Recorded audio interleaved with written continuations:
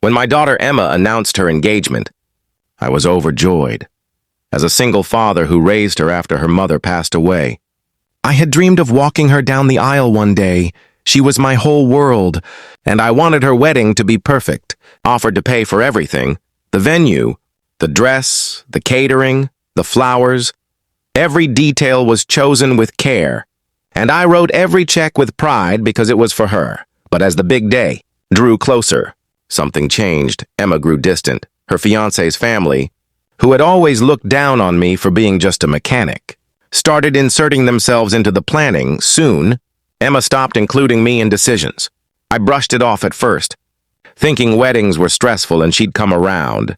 Then, a week before the wedding, she called me Dad. She said, her voice cold.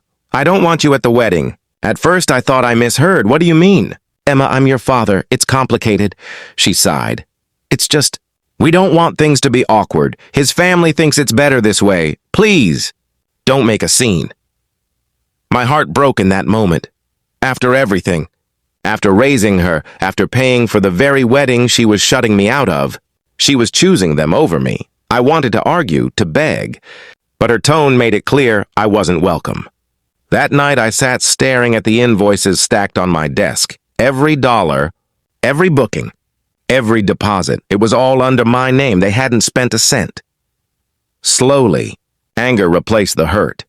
If she didn't want me there, if she thought I was nothing but an embarrassment, then fine.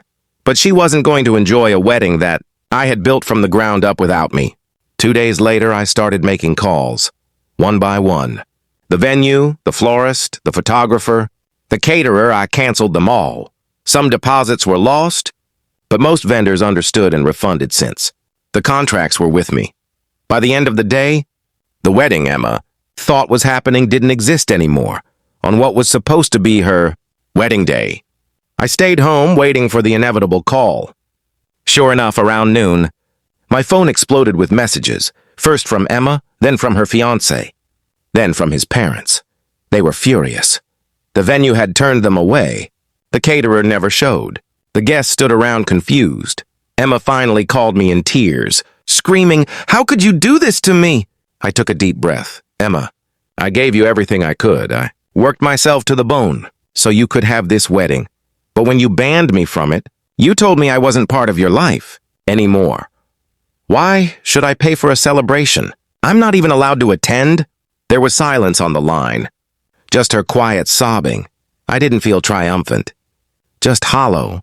A part of me hoped she'd understand, that she'd see how deeply she had hurt me.